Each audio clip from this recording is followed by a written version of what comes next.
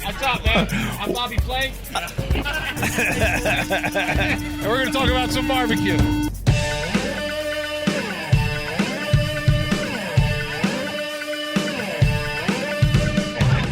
Carl, where the hell am I?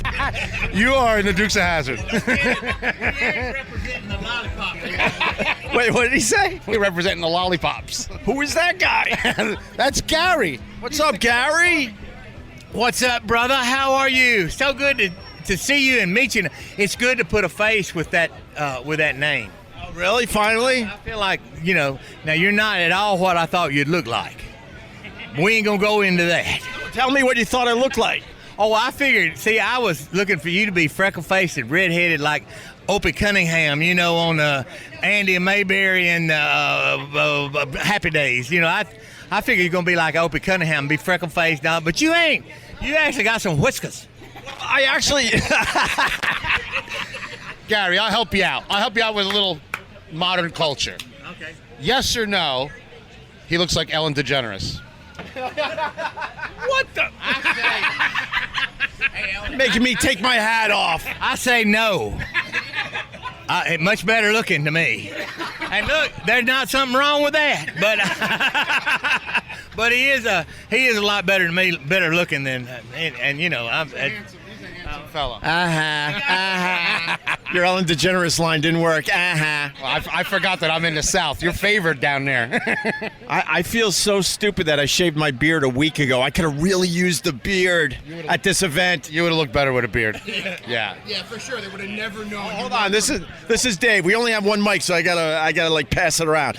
Dave from Ubon. Yo, yeah. So they would have never known he wasn't from the South if he had just had a beard. Look, I hate to do this to you. I really do, because we're in your town. But even if I wasn't, I'd have to correct you. It's Ubons, not Ubons. That sounds that ain't right. It's Ubons. That sounded too northern, didn't it? Ubons. Ubons. Ubon. Oh my God, I'm in trouble already, Carl. The minute Opie got here, the first person I introduced him to was Tank, one of the best pig farmers in the country. And I go, this is Tank. Tank, meet Opie. Opie goes, hi, Hank. Hey, did he say, hey, man, how y'all doing? He was not happy. I just couldn't hear. And I told him my uncle's name, he's no longer with us. He was Hank, and he was an elevator fucking guy. He was in the union. He was a tough guy. Kept trying to fix it. You're like, no, because Hank is a good name. He goes, who the hell's this guy you brought around here? I go, that's the Opester. And that guy raises pigs, all sorts of pigs, right, Carl? Delicious. I had one of his lard hogs. It was unbelievable. Unbelievable. These guys know more about barbecue than, most people, especially up here in New York. They read a couple blogs, they watch 3 YouTube videos, and then they're an expert. Yeah. I mean, these are 6 generations at Ubons in Mississippi. There's 2 things in Mississippi: a jail and Ubons. And it's Wait, what did he say? He says, I spent a lot of time in both. And who's that? That's the barbecue ninja. He's the man. Yeah, man. It's I'm one of the new people on Ubons. I've been here 21 years, and I've got a couple of them just accepting me in the fold. They just figure he's like a ward. His ass isn't going anywhere, so we're just gonna, just accept the fact that he's there, and here I am. I'm not going anywhere. So you've been at it 21 years. When will you officially be accepted? How many more years you think? I'm holding out for at least 5 more years. Yeah, and then I think at least I'll be vested. I can retire and be all right then 25 years. Yeah, but I got to tell you about Craig now, the ninja. I since I became a member of the Watery-Eyed Old Farts Club, I don't do much, and they take up the slack. Les and him, and they know what to do. They've been doing it around so long, but it's so hard on an old man to have to sit back and watch the youngsters do it. But now that right there, the best boss in the world, she'll tell anybody what to do. Who's she? She's the barbecue princess. What?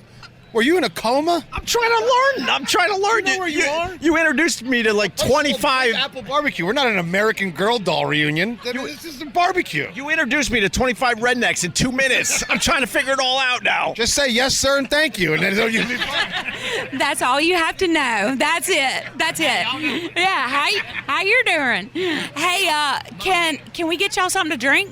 I mean, y'all need like a beer. Okay, so he's good.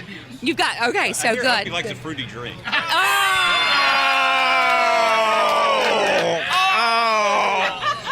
I was incognito, but I don't know if the mic picked that up, but he rolled in and said, I heard he likes a fruity drink. Bad news travels fast in Mississippi. What I want to know is it true? I think by the looks of his face, it's very true. I mean, he drinks stuff that you need to wear garter belts with. Come on. Gary, you like a good like grapefruit beer or a fruity drink, don't you, Gary? Come on, help me out. What? What'd you say? He said grapefruit beer. Now, I do like some grapefruit with some of that vodka in it. Now, I do like that. But that's about as fruity as I'm going to get. Hold on, tomatoes are fruit. Wait a minute. You're right. Tomato. It is a fruit, isn't it? Tomatoes are fruit. Hell, we call it a vegetable where I come from. Well, whatever you But, well, wait a minute. Gravy is actually my favorite vegetable. I like gravy. Gravy is actually my favorite vegetable. Especially when you put it on French fries. Oh, yeah.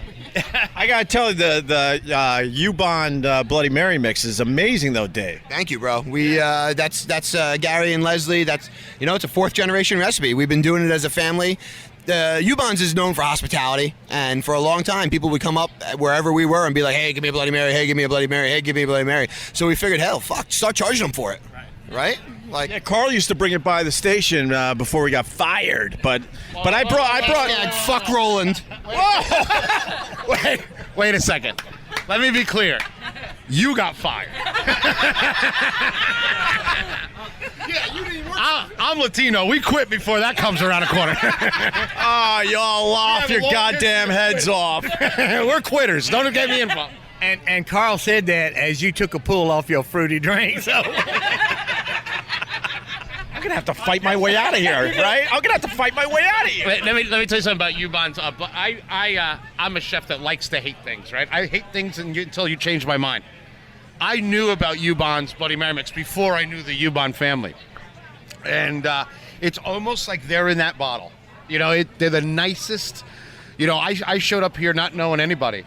And pit masters are a tough group. Like, oh, I'm a New Yorker. And they're like, yeah, what's up, chef asshole? They don't. Like, for the first year I was here, it's like every question was like, why you make the food so small? Everything you make is so small. I'm always hungry here in New York, right? So, but Gary and Ninja, Barbecue Princess, and Dave, they didn't even blink an eye. They said, come up, have a Bloody Mary. You're one of us, and I'll they'll be my friends forever. I'm still talking to them. We're in the South now. Have some manners, okay? I just wanted to say, as they beat the shit out of me, I feel like I've known these guys for like 10 years. I just met them. Oh, yeah, and they'll talk to you like they've known you for 10 years. You getting fat. Carl, look at the titties on you. They talk about you like they've known you since you were 2. I was noticing those titties, by the way. I thought of a great shirt, Carl, and I think you need to be my spokesmodel. It's called Body by Biscuit. And, you're hired. Spokesmodel for the T-shirt? That's it, man. You would be perfect for it. Yeah. But I think what y'all are describing there is something that we have, and it's just called being real. And that's what we do, and that's what we bring. It's like this block party. You look behind me, we got 70, 80 people back here. It's because they want to go here. They want to come here and be a part of us and be a part of something that's real. And and that's what we bring. That's what we bring to the table. Yeah. And yeah, this is a hell of a party. Now you got to explain what the Big Apple barbecue thing is all about. I don't even know the basics of this thing. Why don't you let someone that actually does something here explain it? Leslie? Yeah. Get in there. I was wondering if y'all were going to let me in your boys' club. Well, Opie doesn't like women. Oh, well, I mean, hey. Yeah, but he likes pretty drinks. He's womanish, but he doesn't like women. He wants to be the only girl in town. Boy, tough crowd. Tough, I know. Initiation by fire. He's never been here. All of a sudden, he shows up. We have to kick the kids out. Give the kid the Opie's chair. I mean, it's a nightmare. I'm waiting for the deliverance music to start up. Oh, it's playing. It's playing. You just don't hear it because it's about you. There's a little trick we have. Yeah, so 16 years ago, this festival was created. It was just a few barbecue restaurants on 27th Street over close to Blue Smoke, and it was just set up to kind of get the neighborhood involved in the local barbecue joint. And it's grown over the last 16 years to, there's probably, 15 pit masters from all over the country representing every kind of barbecue that's out there, and it's open to the public, and it's just a great chance for us to interact with with people on the street and let them. Let's face it, nobody's coming to Yazoo City, Mississippi unless they're going to prison. That's just how it is. It's just our truth. We have great tourism. I mean, people visit their kids. Yeah. I mean, tourism, right? So we so if you're not going to come to Yazoo City, I can come to you and I can bring you what you to eat, at my restaurant, at my joint. Speaking of that, the general announcement is there will be Terrence's fried chicken in 10 minutes. They just put it in the grease fresh for us. Well, explain that for the newbies out there. I mean, T is, which you can follow him on Instagram at Frymaster T. But it's a Friday night tradition. Wherever we go, Terrence does his fried chicken. And I tell you what, it'll change your life. You go into that fried chicken thinking, oh, it's just going to be any kind of fried chicken. Then you bite it and you tear up and you start crying. And you just, right. And then you go home and slap your mama because you can't fry chicken like T. But it's a tradition of ours. And that's all these teams come over here and they partake in this fried chicken with us. It's a part of our fellowship. It's what it is. We give a part of us to these people and they want to come here and hang out with us. What makes it so good? Or you can't really say. Give me the goddamn mic. Let me tell you about fried chicken. Fried chicken, it's not what's in it, it's what's not in it, right? Fried chicken's all about timing. Like, I remember I sat next to T, and I'm waiting to see this crazy recipe, and I'm like, all right, so what do you do now? He goes, I'll take the chicken out of the package. I'm like, okay. And then what do you do? He goes, I'll put it in the flour. I'm like, okay. He goes, and then, chef, I put it in the fryer. It's all about timing. Look at this chicken. Is this chicken? Well, look at this, Opie. That's probably hot. Y'all be careful. It's hot. Wow, this looks really good. Hold on, Gary. Let me get you on mic. It's such a good aroma. I mean, when I walked up a while ago, I can smell fried chicken. I can smell the fried chicken. So the thing with this fried chicken is, last year we were here and I looked at Carl and I said, my cousin is frying the chicken, right? And Carl goes, that's not your cousin. And I go, no, yeah, Terrence is my cousin. And Carl yells over, he goes, yo, T, is that your cousin? And he looks back at him and goes, yeah, that's my cousin, right? I'm a 6'1" fat Jew from Short Hills, New Jersey, and Terrence is a dreadlocked black man from Chicago, Illinois. Why can't we be family, Carl? What's up? There's a host of reasons why, but for the sake of this podcast, you guys are family. But, Dave is so white, he looks like a security guard at Walmart. Wait, he's from Short Hills? Yes. I didn't know you were local. There's always someone from New Jersey ruining everything. We export cancer and litigation. That's what we do in New Jersey. My attorney, when we were going into business together, Dave and I sent a copy of the contract to my attorney, and he's a redneck dude from the Mississippi Delta. He lives across the street from Craig. He's like real live redneck lawyer, and he said, in Yazoo, everyone lives across the street from Craig. Yeah, there's only like 10 of us. He said, baby girl, the smartest thing a Southern girl can do is go into business with a New York City Jew. Good. Sign it today.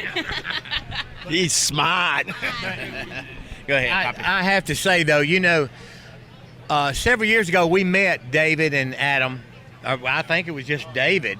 But we met them in New York. Now, Southern folks come to New York, they have a lot of different things they might expect from New York. We've never met anything but good people. I met one asshole up here, and I called him down, and the crowd around him applauded.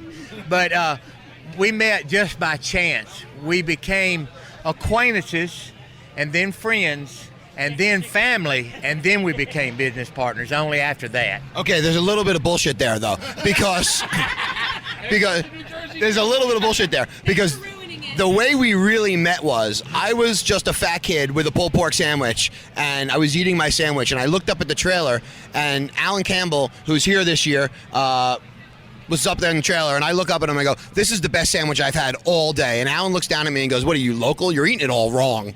How do you eat a pulled pork sandwich wrong? He goes, "You got to put your coleslaw on top of the meat, then put your sauce on it, squeeze it together, and jam it in your head." And I was like, okay.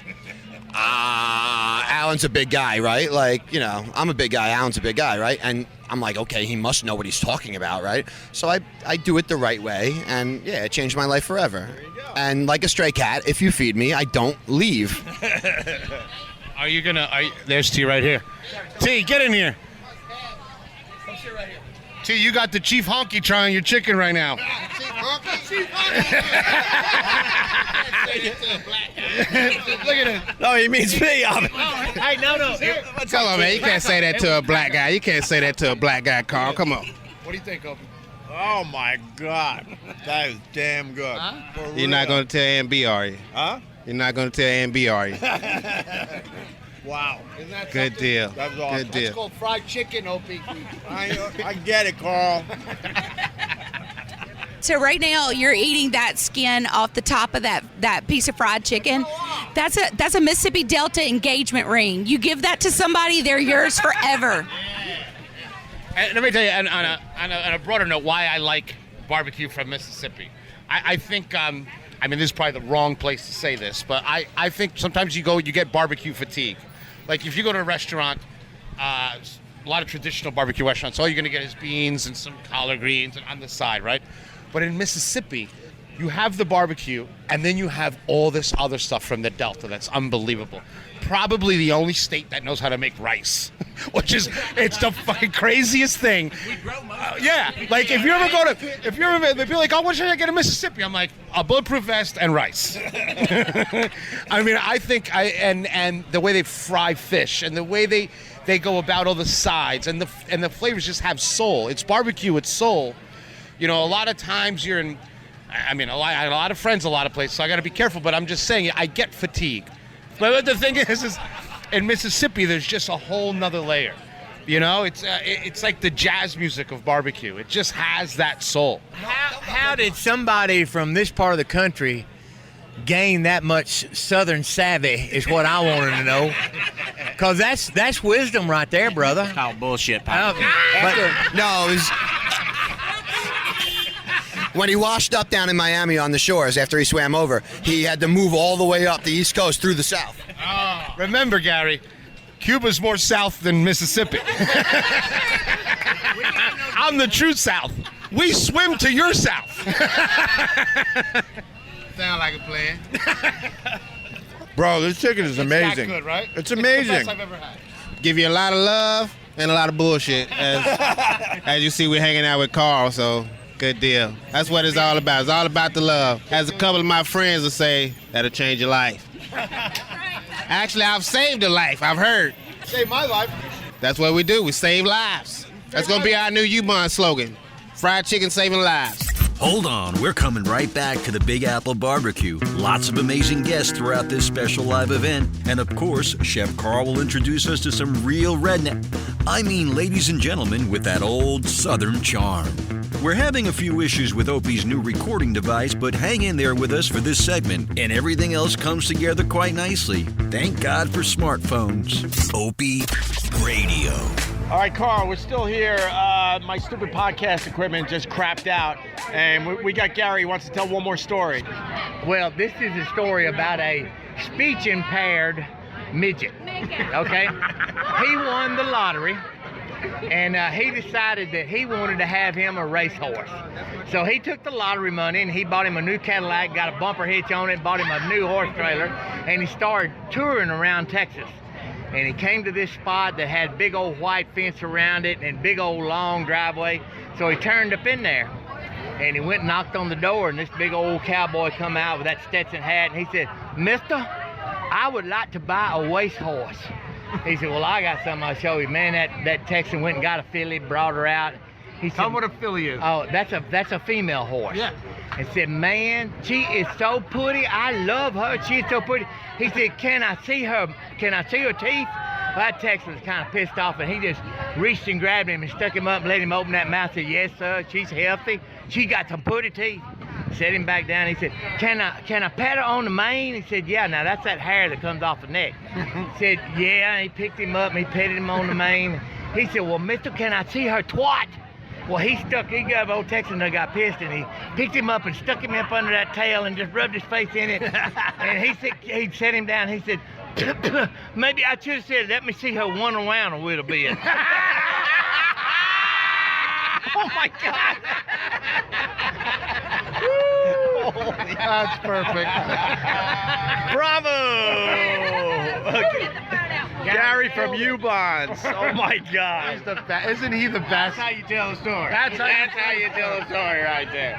Yeah, it's unbelievable. I got a Southern joke. They told me this one in Arkansas.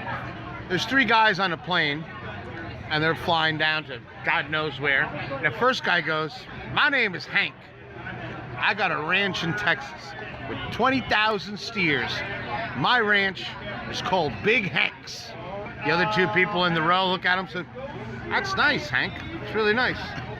The second guy goes, "My name is John. I got a ranch in Texas, and it has 200,000 steer. I call my ranch Big John's." The third guy's like, "Wow, that's incredible, guys. That's really nice." So then both Texans look at this one little guy and they said, "What's the name of your ranch?" He says, I don't really call it a ranch, but I get it, you can call it a ranch." He goes, "Well, how many steers do you have?" He goes, "None." "Well, where are you from?" "I'm Jewish." He says, "Well, what do you call the ranch?" He goes, "Downtown Manhattan." Oh, I like that. Oh my God, this is a blast. Ain't these great people? This These is are awesome. Opie, this is what in New York what we call real people. Right. Oh, we don't get people anywhere like this People in New York here. City. People in New York City stink. Oh no, I met some great people up here. They're not from here. Where are you from, boy? Oh, I'm from Arkansas. What the hell are you doing in Manhattan? Making believe. No, the people that say hi to you are usually the tourists in New York City. Yeah, For real, most New Yorkers will not look at you, will not talk to you, will not tell a story like that, Gary. You know that the part of the country I come from, we open doors for the ladies, whether it be the truck door or the barn door or the front door of the house. We open doors for ladies. And if you do that up here, they think, "What the hell do you want? You know, what are you after?" But we still do it. It's All right. so funny. Like I thought there was going to be a joke there. No, Jesus, he opens doors, Opie. Yeah, I got it. What? I was waiting for the punchline. And now Carl's mad at me. I'm like, here comes another punchline. Everything doesn't have a punchline, you know. Oh, it does. OpieRadio does. You're so awesome. This is so much fun. She said that in a bad way. Oh, she wanted to pet me on the head. I saw her texting her friends back in Missouri. She's like, "I met Ellen." This is the most fun you can have with your clothes on. I mean, come on, geez. We're doing this on the streets of New York. I mean, I'm a redneck from the Mississippi Delta on Madison Avenue, cooking barbecue. If that is not as surreal as you can get, I don't know what is. And we didn't bring the guitar, or boy, we'd have been singing some redneck stuff you wouldn't believe. That wagon wheel going on right now, you know. We would like to feature your favorite Jew, Merle Haggard. Can I ask one dumb question? I want to ask about roadkill. There's a rumor that people in the South will pick up the roadkill and cook it. What year are you from, bro? I said it was one dumb question. No, in the South. Oh my God, they're giving me bad looks.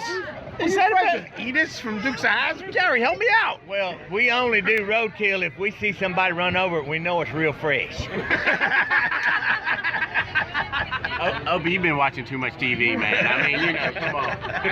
Let me. And as far as roadkill, South is better than the North, and I'll tell you why. I was in Brooklyn, and my friend brought his uncle from Italy. In Brooklyn, you have like this little backyard. It's like, look at a little grass patch. So he had all these pigeons sitting there. So I go to the house, and they brought, come over, the uncle's cooking pasta. So I go, and I'm eating the pasta. I'm like, it's a little gamey. What'd you make the bolognese of? The Italian guy goes, Facciari. I go, the fucking pigeons? The whole family's like, this guy stood outside all day and killed pigeons to make dinner for the family. There is no redneck like a Sicilian. Let me tell you something. I resemble that remark. Hey, I'm half Italian from the waist down. I mean, come on. And this boy, he will eat some weird stuff now. Yeah. Wait, what will he eat? Ninja, just because he was conceived at the Olive Garden parking lot doesn't make him Italian. Bathroom. Come on, we made it inside. We were sanitary when we did that, when that happened. Ninja, what's the weirdest thing you ever ate? Man, the weirdest thing I ever ate is Food, not people. Well, it's probably, they call it's buffalo balls. Yeah, that's probably what it was. Hey, look I who's was out here. in Nebraska. Miriam from the Salt Lake. We got Miriam here. Come on, Miriam, come have a seat. Here's our friend Miriam. She's one of the pit masters with the Salt Lick out of Austin, Texas. She's a big deal. You're a big deal, Miriam. The longest running open pit barbecue restaurant in America. Say hi. Hi. She's like, what did I get myself into? She's a hi, y'all. Hi, y'all. Hi. Hey. Congratulations, Miriam. Thank you so much. I'm so fortunate to be amongst the best of the best. Ain't that true? Yeah, and I'm excited for you to be here because lots of folks don't think that there are a lot of females in barbecue, and that's not true. You're one of the best ones I know. We are a force to be reckoned with. Exactly. You put a woman with a live fire, heat, special, boom. Done. Yeah, done. We did smoke in Austin, Texas, and we went to eat with him one night. And Miriam asked me, she said, "Dude, you want to take the wine tour?" And I said, "Well, hell yeah. Old country boy wants to take a wine tour." And she took me over to the winery and let me taste several different things.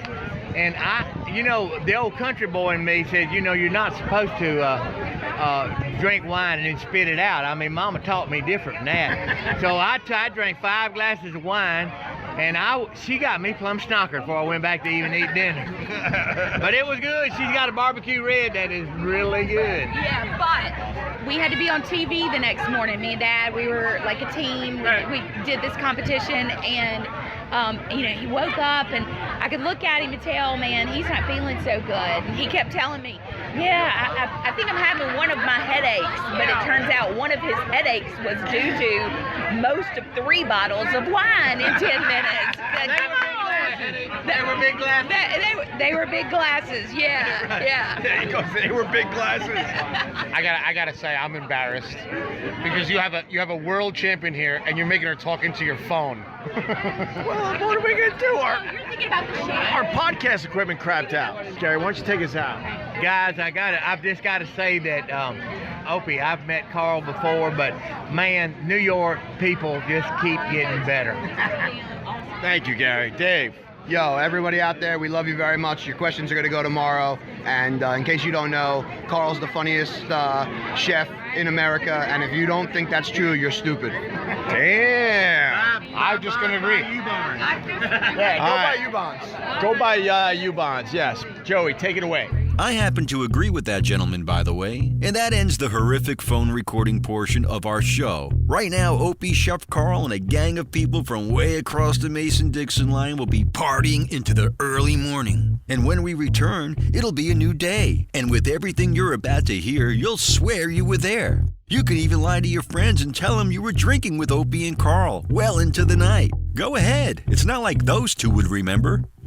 The Westwood One Podcast Network. Talk Talk is Jericho with Chris Jericho. Actor and comedian Chris Tucker. I dreamed about meeting Michael Jackson one day, and it happened. So I know dreams do come true, and dreams are powerful. Dreamed about working with Eddie Murphy and meeting him one day, and I did all that. Everything I dreamed and beyond. Talk is Jericho. Download and subscribe at Apple Podcasts, Google Play, and the Westwood One podcast app. Free from the Westwood One Podcast Network. OpieRadio. What the fuck? The OpieRadio podcast. What the fuck is he talking about? I'm confused. No, I make fun. All right. It is the next day. Holy shit. I want to thank Carl Ruiz for showing me a damn good time last night at the Big Apple Barbecue. It started with really crappy podcast equipment. Oh my God, the worst. And then the podcast equipment crapped out on us. Right. And then I went to my phone, and because it was such a good vibe last night, I'm like, oh my God, I got to continue this. So I pushed record on my phone, and then my phone battery died. That's what we were dealing with yesterday with all those guys. How are we so light on that technology? Is that the way podcasts work? I don't think it's how everyone else's podcast works. I don't think Joe Rogan has this problem. No, Joe Rogan absolutely doesn't have this problem, but he's also the number one podcast in America. Oh, new Big voice. shout out to Joe Rogan. I hate that. But we were hanging out with the U-Bahn guys. How good are they? They were amazing last night. I had so much freaking fun. And I think the problem was... Here you go. Oh, thank you. Ooh, a little Bloody Mary with the U-Bahn hot and spicy Bloody Mary mix. This is the best Bloody Mary mix you can buy. Wow, that is... I was going to say delish. No, but don't. I did, though. You did. Two Southern people just stopped and looked at us. But last night was one for the ages, for real. Those guys were so freaking cool.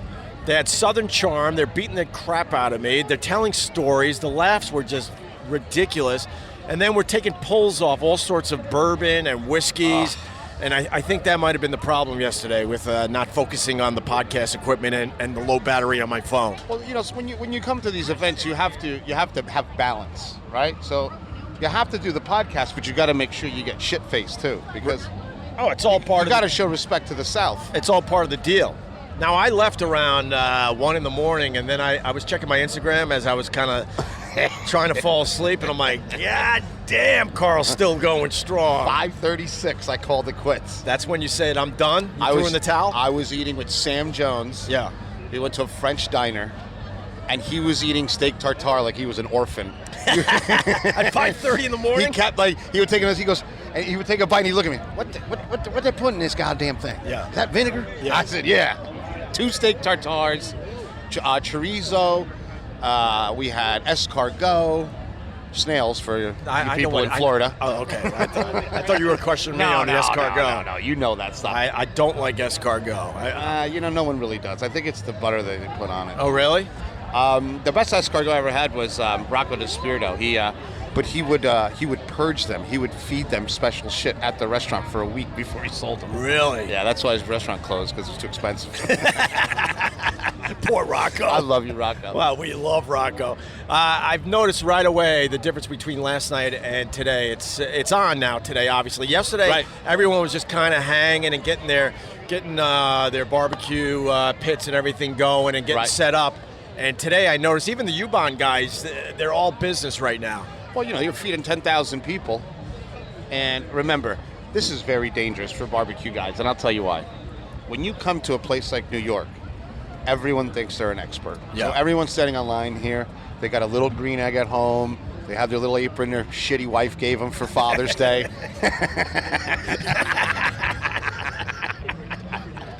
All the weekend warriors are here, you know what I mean? And they're all in authority on something. It's really funny you should say that, because I was walking down, 26th Street, I guess, and walking by a lot of the barbecue setups, and you see the hardcore foodies. This is what's so fascinating to me. And they have like these charts, and they're studying, and they're like, no, we got to save blue smoke for after 1 o'clock. Exactly. Let's go over here and start here. And they're like that. And then I saw other people kind of checking off something on their charts as they were making their way down 26th Street. So I start every year with the same. I go and I start with U-Bonds every year. So I had a wing for breakfast. Yeah. Then I walked to Fox Brother and I had brisket. Beautiful. Hot piece of brisket. Right. Then I went to Sam Jones, and then I ran into some Food Network static. See, we're very different. I had Fruit Loops for breakfast. Jesus, Opie. So, Opie, this is my buddy Stan Hayes, Operation Barbecue. Stan, tell him what the hell you do. So, Operation Barbecue Relief is a disaster relief organization, and we go out and we serve barbecue to the people that have been affected by disasters and the first responders that come to those communities to help them. Unbelievable. The last time I worked with Stan, we were in Northern California during the fires. Yeah. And we're serving food, and I look at this guy, I'm like, your house didn't burn down, bro. You could tell there was no soot on his face. He was hair. sootless. He was sootless. Get to the back of the line. Get to the back of the line, sir. But this isn't a barbecue event. There's people that have no homes. That must be a testament to how good the food is. The food is though. that good. I mean, the first responders used to call OBR's tent the Ritz-Carlton because they would get food. You know, Salvation Army would come and they would give you a brick with whipped cream on it. Right. And then OBR was just doing stuff that was, I mean, it was awesome. Guy Fieri was cooking with, well, he was yelling at me the whole time. Why is Guy Fieri yelling at you as he's trying to feed people that are in need? I drink through the whole thing. I was like I was at the Super Bowl. No one said I was a good person. You can even drink through a forest fire? Oh, I got nervous. I thought it was still going on. God. That sounds awful. I drank through a forest fire. Are you guys international? So we haven't moved international now. It's pretty much continental United States. However, you know, having met Jose Andres earlier this year and a chance to, you know, meet with World Central Kitchen, his organization, you know, we're going to explore what opportunities there are, even if it's to help provide some volunteers for them, but also vice versa here in more of the continental United States, because we have the equipment, right? And he's got a lot of connections with chefs and restaurants and locations to where, you know, there's opportunities to partner. And I'm a firm believer that different nonprofits working together make things stronger. Right. Not that they're going to take my dollar and I don't want them to be around. How many people have you fed? We're just over 1.75 million hot barbecue meals in the last 7 years. And getting back to Carl's point, so a lot of people are getting online that didn't need the meal because the food is so good. Yeah. I would assume, though, a lot of those people, they eat your barbecue, they know you're doing a good thing, and then maybe they go to a website or something to help fund this thing. You know, we get a lot of donations during disasters. I mean, that's when we make the majority of the revenue for the organization is when the disasters. So times like this where we haven't had anything and it's been a very quiet spring, you know, we come out and do events and we try to be in the public eye, but we have to continue to engage our volunteers, because if we don't keep them engaged, you know, they'll go find something else to do, and we have too many people that are vital to the organization to let them just walk. Right. Man, he's a humanitarian. He is Carl. a human. I told you, I know some good people. I like this. And it's an organ. You know, there's so many people that, you know, doing the Food Network stuff and stuff. There's people like, oh, can you do something for my organization? And even though the end result is good, I don't like whatever it is they're doing. I don't even understand it. Right. But it's barbecue. Yeah, exactly. So I understand. Like the end product is delicious. Yeah. Where's It's comfort food, you know? Yeah, it's delicious. Is there a website where people can help the organization out? Absolutely. They can go to obr.org, and from there there's a donation link right on the homepage. There's a volunteer link. There's more information probably on the website than they can find in a short amount of time. Oh, perfect. What a freaking good guy, Isn't man. Stan good, man? Yeah, I feel like an asshole right now talking to you. You should. I should? Guy helps people out. You just sit in the Upper West Side and order your green juice. I help people out. I help Hey, you them know with what? laughs. You're helping us out right now. You know what? Yeah, there you go. See that, Opie? I'm just fucking around. Thank you, brother. Well, Stan Hayes, isn't he the best? Stan is the best. It's this is my first time at the Big Apple Barbecue. I can't wait for something to blow up so I can go eat some barbecue. Where's Princess? Did we? There she is. She's in pain. She got a tattoo in the middle of the event. What's up, Princess? Hi, guys. How are you? Y'all laugh every time I talk. Right, Stan? I was. Last night was so much fun. Man, we had such a great time. That fried chicken, what you think? It was amazing. Yeah, next level. It was pretty cool because they brought over the fried chicken, the drinks were flowing, the whiskey. We were taking pulls off some nice bourbons last night. Oh my God! And I take great joy in overfeeding people. It's like one of my greatest hobbies. Right. Opie was eating chicken. You looked great yesterday, drinking out of a bottle, eating chicken. I got a horrible reputation. I eat fried chicken. I drink No, a you little do. bourbon. Actually, now that you mention it, every time we've gone out, you've eaten fried chicken. All right. Well, All right, I take that back. see, here's the difference. I don't do it every day like you.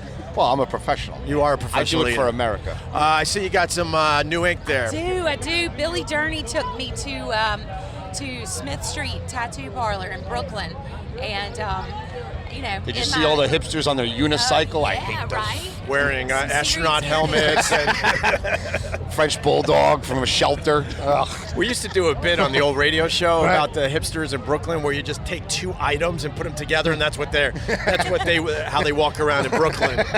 So astronaut helmet. I promise you, it's a lot different. So it's like a ski mask and sandals, or like a cape.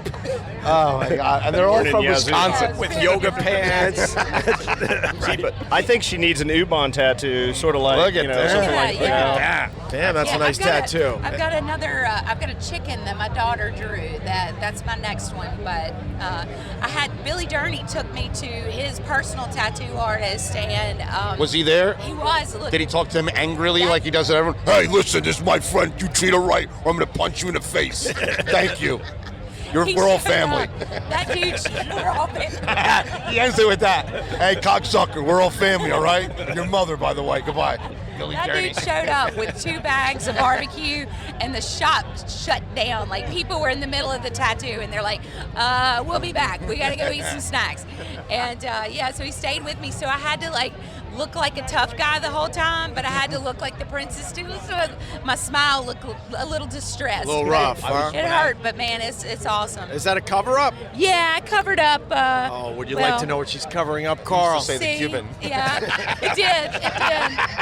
It was after he fed me that time. I fell in love. That one time my car broke down in Yazoo City. What a night. I went to go see my mom in jail. I was fascinated by Yazoo City last night. How many people live down there? We've probably got 8,000 people in our little town. You met people. I met we're all the good here. ones. You're all here. It's a cool town, though.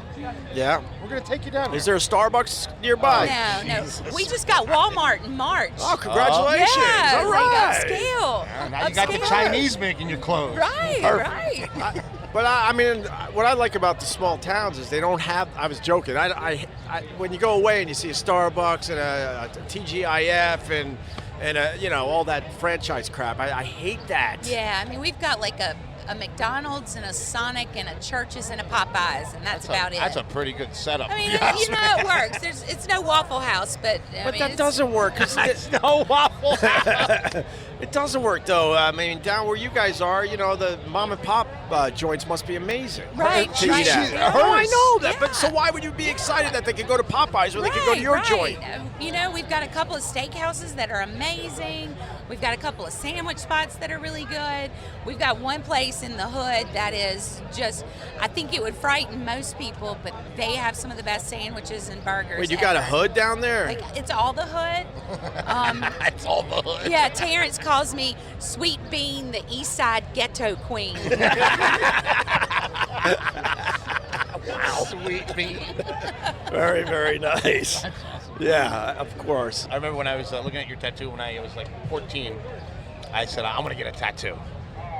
And my grandfather says, come here, you dummy. He says, the odds of you becoming a criminal are 1,000%. He says, don't get earrings or tattoos because that's how they'll find you. He's probably wanting to say, wait till you get to prison and then you can get the tattoo. Get it done with a big cheaper pen. that way. Right. Have your new first boyfriend make it. Put his name on there.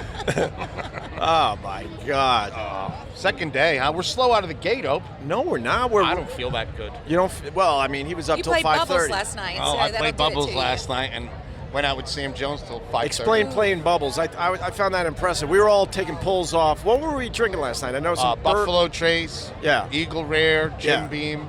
We were all just taking some nice pulls, and then You everyone. were kissing the bottle. Kissing the Is bottle. that good? Oh, is that what it's Yeah, called? kissing the bottle. Just a little taste. Just a Carl little was playing Bubbles. I apologize for the cold sore you're going to get Tuesday. Oh, damn it. And if you kept your mouth shut, I would have blamed that on Carl, too. I just figured the high alcohol is burning off everything that you could get. Cold sores don't go away. Right. You don't even know what you're getting from my dad. Opie caught the herpes. Oh no! But then everyone was like chanting for Carl to do bubbles. Yeah. And I did it. It was pretty impressive, Carl. And I forgot who I was. And then someone didn't get it on video, so you had to do it again. Yeah. Someone's like, "Oh, I want to record that. Do it again." I'm like, "I'm a human being here. I'm gonna die." But we've all seen you eat, and we assume you drink the way you eat. Oh, I so. do. Did you remember doing the Facebook Live last night at midnight? Nope. Did I say anything crazy? Oh, they're always crazy. I just get a notification. I was back. I was good. I was back in the hotel, and I get Carl Ruiz's live. Oh, what boy. Midnight? This has got to be good. Oh, my God. Did you see his face? He panicked. I do panic. I don't remember a lot of stuff. I'm starting to black out a lot. Oh, that's good. Which is good because it feels like almost like time travel. Right. It's almost like a nap. I'm like, holy shit, Tuesday. Fuck. Where am I today? Am I at a wedding? Hey, where's your pops? I want to say hi to Gary, man. Oh, there he is. well- Gary! Hey, Gary! I feel like I know the guy now. After he beat the hell out of me last night for 2 hours straight. He beat the shit. Oh, my God, did he? Oh, Sam's giving you the card, Ope. Thank you, brother. I don't even get a card. OperationBBQRelief.org if you want to donate and help the cause. That's awesome. That's a great thing you guys do. All the barbecue fans that listen to this, do the right thing, you fucking slouches. Yeah, of course. A few bucks go a long way. Seriously, stop buying NASCAR sweaters and do the right thing. I want to talk to Gary. Gary's coming. He's the rock star. He's the big get here. I know, but he knew you yesterday, but that doesn't mean he knows you today. Oh, he knows me. He knows. He knows me. He's talking to somebody. He's acting like he doesn't know you're a big deal. He's acting like he's the big deal. He is the big deal. Yes, so. He's way bigger of a deal here than Yes, I sir. am. He started doing competition barbecue in 1989. By 90, Well, I was in high school. he was winning grand championships everywhere, and I mean, he burned it up. Gary! There you are. Top of the day to you, lads. How in the world are you? I'm good. You guys did it up right last night. I had a good time. Oh, did I see you last night? I told you he don't know you. I had a large time last night. That was really good. I enjoyed that. I have never had time pass by as fast in my life. If all my life passed by that fast, I'd be dead tomorrow. Yeah, no kidding. Hey, tell them what your theory of life, what life is like. You know, as I get a little older, I realize that life is like a roll of toilet paper.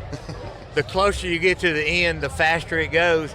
And I'm almost to that cardboard dirter, you know. Do you know what a dirter is? I don't know what a dirter is. That cardboard center. You know, the kids do it and they say dirter, dirter, dirter. That's a dirter. That's a dirter. You know, we never stop learning. See, this is all part of the learning process. Never stop learning, because then you might die. Right, I hear you. You've been at this a long time, Gary. Can you tell me the history of U-Bon? Well, and who did it start with? U-Bon, the sauce was made for my grandmother and we'll go back to the start. They used to make this sauce up every 4th of July. What year are we talking about? Well, I don't know. I wasn't in the world yet, so I don't know. But my grandmother and grandfather did this, and they would cook a whole hog or a side of beef every 4th of July. And they would mix this sauce up in a number 3 tub, stir it with a boat paddle that Granddad probably fished with the day before. Health department frowns on that right now. They don't like you doing that. I think it would add a little flavor, Gary. I'm with you on that. There's a scale. Oh, okay, never mind. Right. But then my daddy condensed that recipe down to a gallon, and then I started making 100 gallons, and now we're making truckloads. Thousands of gallons at a time. Actually, truckloads. But it came from that far back. And I got my grandmother died in the mid-'70s, and my aunt had a original handwritten recipe in my grandmother's handwriting on cardstock and had it laminated and sent that to me. And she said, I thought of all the grandkids, you might like to have this. It was the recipe for U-Bon's barbecue sauce. Wow. And I said, okay, let's see how much us Roark boys do a lot of tinkering with stuff. I said, I'm going to see if Daddy changed it. But I went right down the line. She sauteed her onions in butter because she didn't have a dehydrated onion at that time. And that's what I used, but that's the only difference in how she made it and to this how day. we made it. And people seem to love it, so. Oh, it's the Do you guys got a factory down there? My factory was a closed-in portion of my 2-car garage that was inspected by the health department. I used to make it 100 gallons at a time. That's unbelievable. And I would make it and hand bottle it. I've got a dispenser on the side of my bat. Right. Wow. And I even upgraded. I got 2 dispensers where I can have 2 people working. Looks like me and you got a job, Ope. Yeah, I like that. Cost of living's lower down there. No kidding, it is. Man, what are we doing up here? I don't know. What a mess. There's T. T made the chicken. T did make the chicken last night. That chicken was unbelievable. Wasn't that good? Good chicken. Hey, well, don't worry about it. We got more chicken on the way. Oh, he's making it again. So if you ain't ready, you better get ready. We're going to have some yard birds. Unbelievable. Unbelievable. What stories last night, huh, Garrett? Do what now? You told some stories yesterday. As we call it in the South, that barnyard pimp. They might have been a little bit induced by some type of liquid consumption there that might hinder that process today. Oh, my God. It was so funny. Just talking about the South and crazy shit. I like to joke about the midget trying to buy a horse. Do you remember telling that one, Gary? Yeah, I do remember that. Midget going to buy a horse. You don't even have to tell a joke after that, right? No, you can just say midget goes and buys a horse. You're good. I just want to make sure Gary remembered telling that. Because at that point, we were down to my my cell phone. What a mess last night with all that. Cell phone was pretty good. It did all right. It did the job. Well, So you know, I do have another story if you'd like me. Please. we live for it, We Gary. live for him, Gary. This real pretty lady, and some of these southern ladies are just really quite gorgeous. I'm looking at one This right one- across from here. This was she was outstanding, and she had a little dog that couldn't he couldn't hear, so she took him to her friend at the vet's office, and he said he just got some extra hair growing in his ears, and said you need to he took it out. He said, now look, to save money, he said don't come back. He said this is gonna happen again. He said go to the drugstore and buy you some Nair or something for to remove hair. Well, the druggist, when this lady said, can you tell me where the Nair is, he came out behind the counter. He's going to get that first-rate service. And she said, I need something to remove hair. And he said, well, this should work right here. Said, now, if you put it on your legs, just be careful. Don't wear pantyhose because it'll. He said, oh, it's not for my legs. He said, well, if you put it under your arms, then just be sure you don't put sleeves on because it'll chafe you. She said it's not for my underarms, and he kind of turned his head sideways and real confused, and he said, well, what's it for? She said, it's for my schnauzer. He said, oh, in that case, don't ride a bicycle for at least a week. I love those old school jokes. I can listen to that shit I can listen all day. Oh my God. I shout.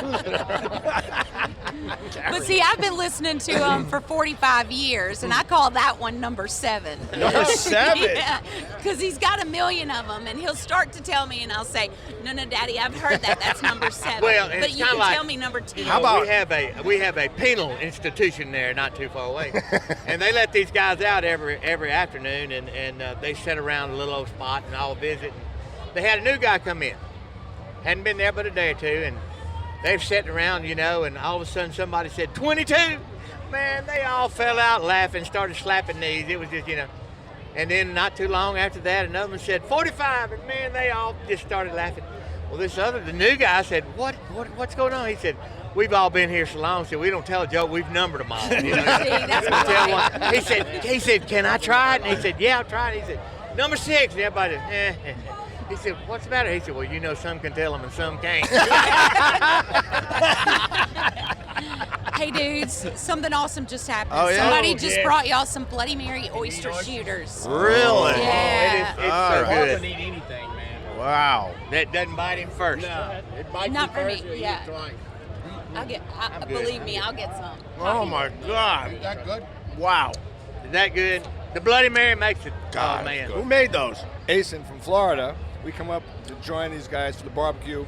It's the Ubon's Bloody Mary mix. You're the We used to Timbers in Sanibel. Right, Timbers in Sanibel. We've been here 40 years this October.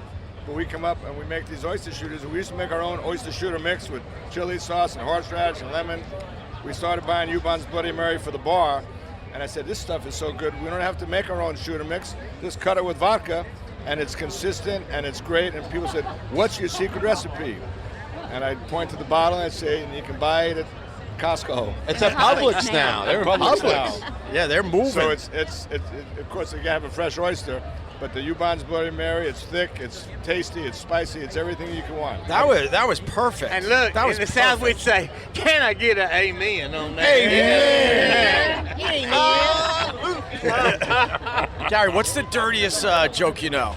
The what? The dirtiest one. Let's go right to the top. Oh, no. Right to the top. That's Come on, number princess, one. help him out. See, he doesn't tell me dirty jokes because I'm his baby. That would be rude. But Daddy, tell us a good one.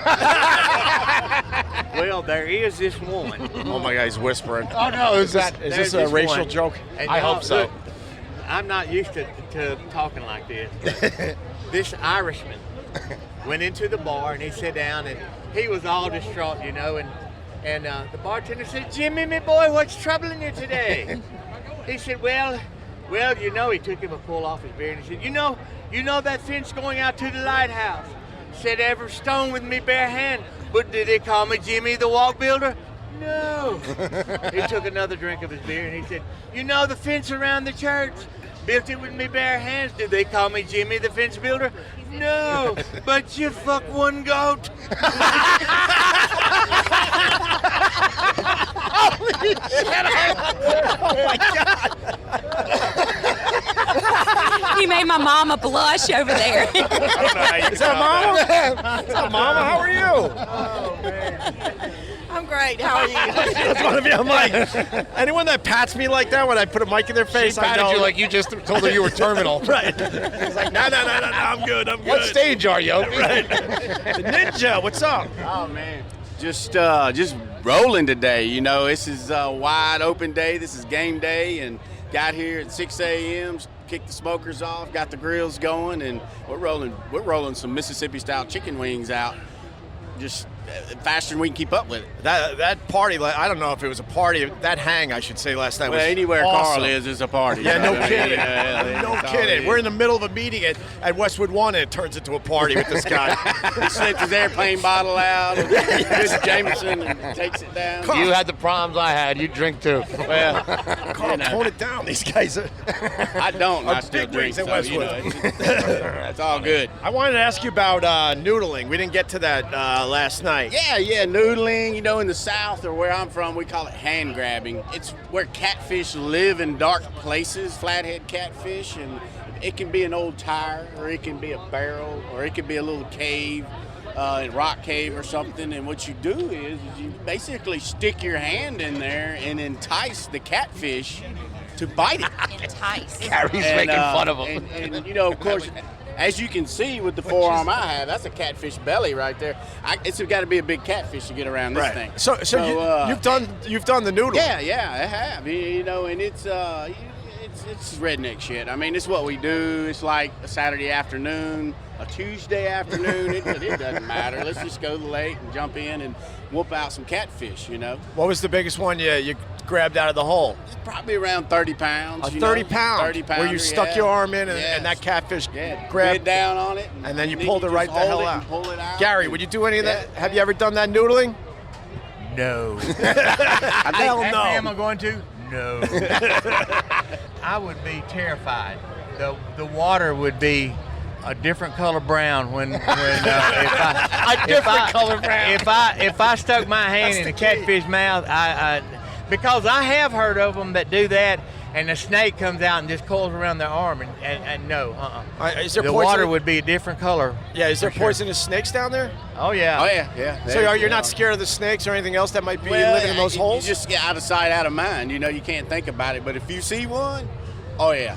Yeah. I'm walking on water then. This fat boy's fixing to roll out of that joint real quick. What about the alligators?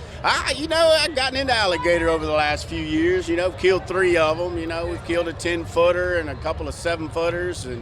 And you know, 2 years ago, went for the first time. And, you know, first time we went out there, we rode. We, you know, shined the alligator's eyes, threw the rod, hooked it, you know, went over and then got the tow hook in it, came to the top. And about that time, a 10-foot alligator came to the top of the water, and that's the moment you're like, holy shit, we got a 10-foot alligator in this. Right. It's right here, you know, and then it, you know, does its death roll, and you just kind of turn loose of it, and it'll wear itself out after a little while. Craig, And once it does that, it's done. Let me ask you something, Craig. Who do you hand your beer to and they'll say, watch this shit? The closest person, I can tell you that. Because when you got a 10-foot alligator hook, you got to watch your shit, or else you're in that water with I it. never have wanted to hunt anything that might hunt me back. Well, you know, true. That is adrenaline true. junkie, you know, just once you do it, it's Now, do you cook it up? What do you do? Oh yeah. We got to where I can clean them now. I can, you know, once we do it, just basically got a razor blade knife and cape it out down the scales, and then lay the tail open and flay out as forward. What do you do? Just skin? You make a boot? You make boots? We got some skins in the freezer, so that's the plan. The ones I've That's seen the have plan. never had no damn boots on. And they probably wouldn't be my size anyway, so I don't alligator. Yeah. I don't we got alligator. plans to, you know, we want to do something cool, like everybody that went and hunted, make belts or a wallet or Right. something like that. That's So yeah, awesome. it's real. Is it good eating? Wonderful eating. Alligator, really? Wonderful eating. Kind of Yes, like a it hawk. is. Or a blackbird. You know, it's kind of like, but you got to boil it a long time like a blackbird. And, Blackbird or a hawk? Yeah. In the Northeast, we say hey, it shit. tastes just like chicken. Down there, it Yeah. tastes just like a hawk. It's always funny whenever someone compares anything to a hawk. Right. I had frog Red legs tail. once, and they said tastes just Yeah. like chicken. No, it doesn't. It tastes like shit. It tastes like a hawk It's or a blackbird. horrendous. But Yeah. I mean, a red-tailed hawk really. There's a difference. Yeah, He's got personality. That's right. He has personality. I'm an honorary member of the Florida Airboat Association. And we made you an honorary redneck last I night. am honorary Yeah. redneck. What do you mean? Honorary redneck. So they took us out on the airboats, and they took us to show us this little cabin that the president used to use. Like during World War II, they used to take him out on an airboat out in the middle of nowhere. It's got a presidential seal and everything. It's What state are we talking? Florida. Florida. And the Everglades.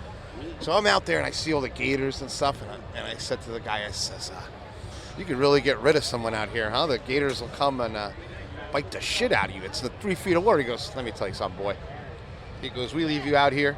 Once the sun goes down, the mosquitoes are so bad, that guy will be looking for an alligator. Oh, wow. It is incredible. We went out nighttime spear fishing for frogs, and this guy sits on front of the airboat, completely dark, with a flashlight in his teeth, and he sees the frogs swimming, and he spears them right there. Well, we hand grab them. We don't. we hand grab them. Yeah, hand grab. This that guy was, because- oh my God, he was crazy. You're like hanging off the front of the Yeah. boat, and they pull you up there, and you just snatch. I mean, I never seen anything them. like it. Now, my job was always to hold the light because I wasn't going to grab no frog. It might be a snake bite. Gary, you're scared of snakes. I don't like a snake. I do not like a snake. You know, Bubba Ruiz has a ring, you know. Bubba Ruiz, that's my new name. You know. Bubba the Cuban. So, what did the president had meetings out there, or Yeah, they or would was go it out a there place to go just to do some They hunting? would go out there because there was no way to listen to them or nothing, and they would No have kidding. certain meetings out there. It was crazy. And you could look it up. It took me like a day to find it on Google, but it's there. The Everglades scare the hell out of me. Dude, the Everglades are... What would happen if you were out there for the night for real? Well, we were out there. I mean, but you're on an airboat. I'm talking like. Let me tell you something. There's literally an inch between you and a gator on an airboat, and if that thing wants to bite you, it'll bite. I'm like, can I sit higher on this thing? So I would sit up with the captain because it was terrifying. Right. They would come right up to the airboat. They would bump it, and they were mean. These are wild. They haven't seen anybody. Right. And we'd come back to the base where they park all the boats.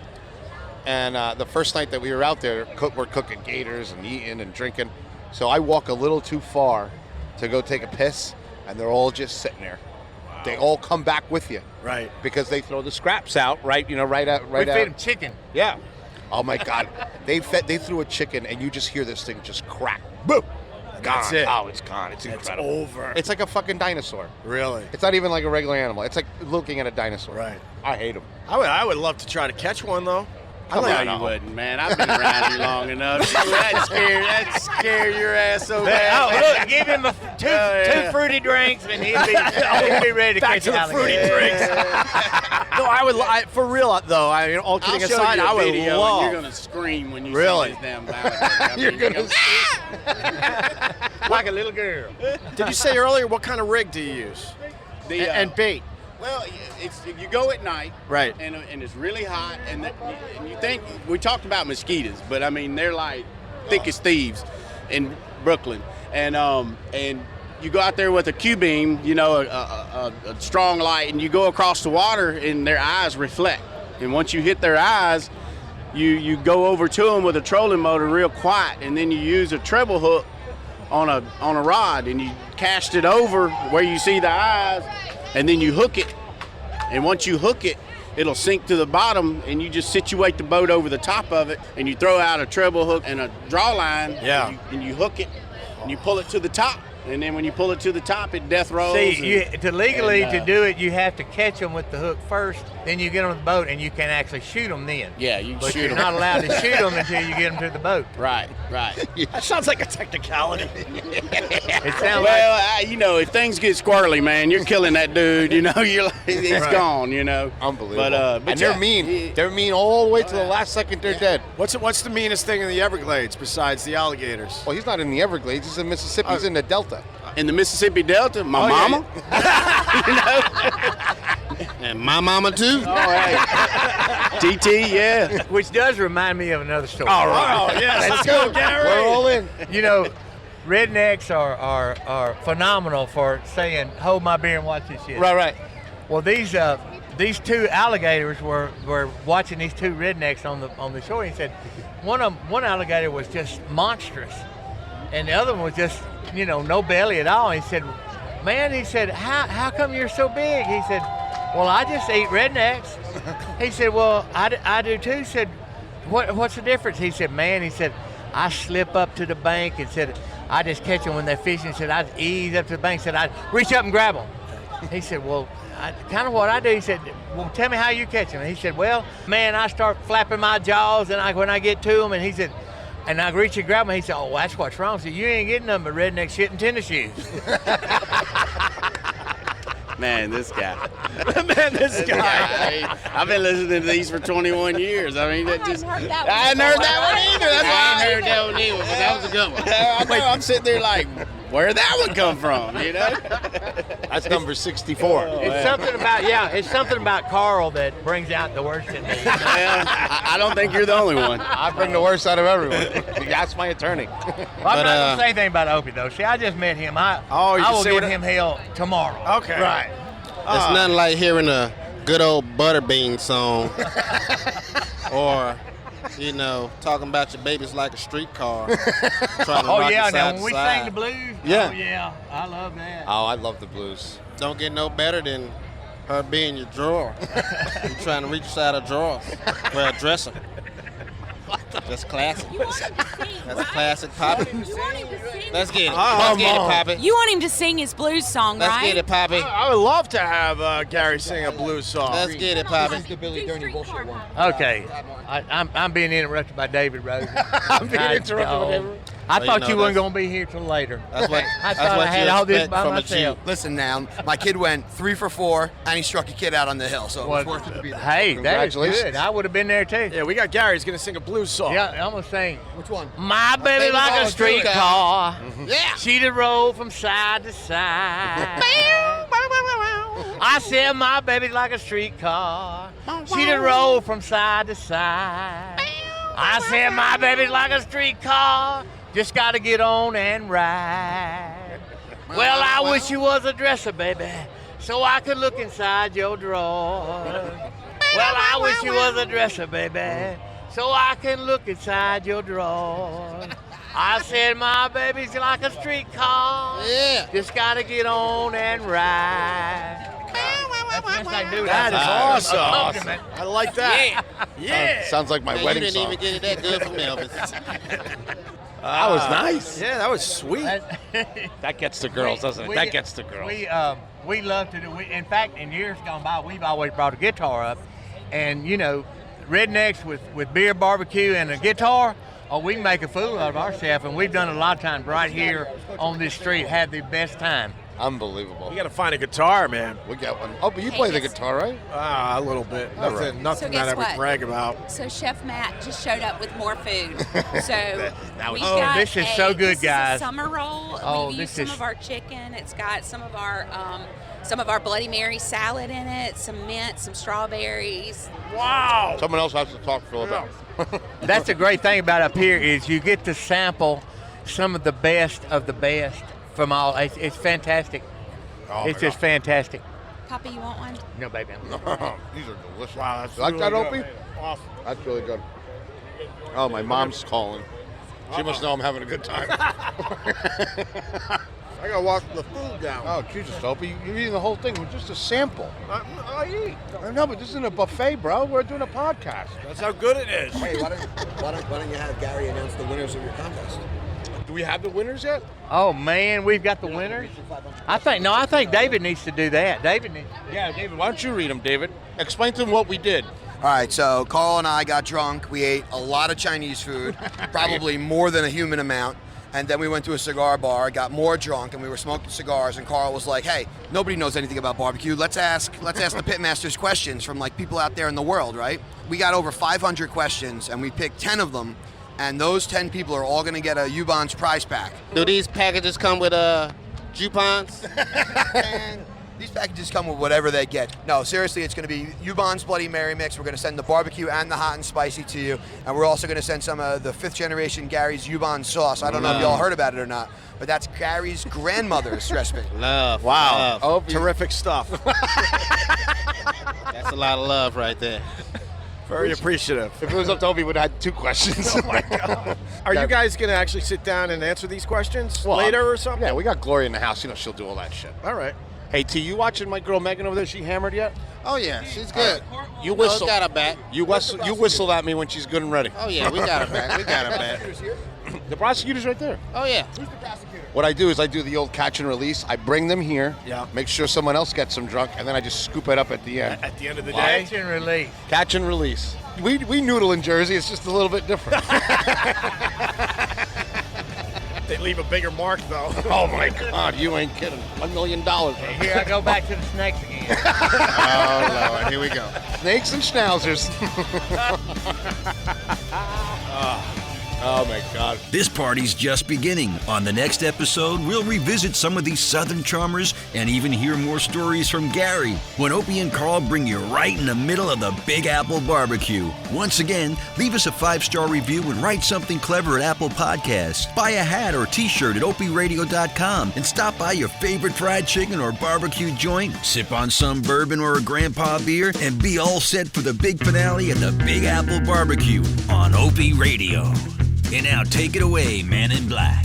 I hear that Opie's coming. He's got that Cuban friend who knows the finest people who drink like there's no end. We'll be back in New York City, the Big Apple Barbecue. First burp on the new podcast. There you go. With that funny Carl West and my main man Greg Hughes. They love sounds on podcasts.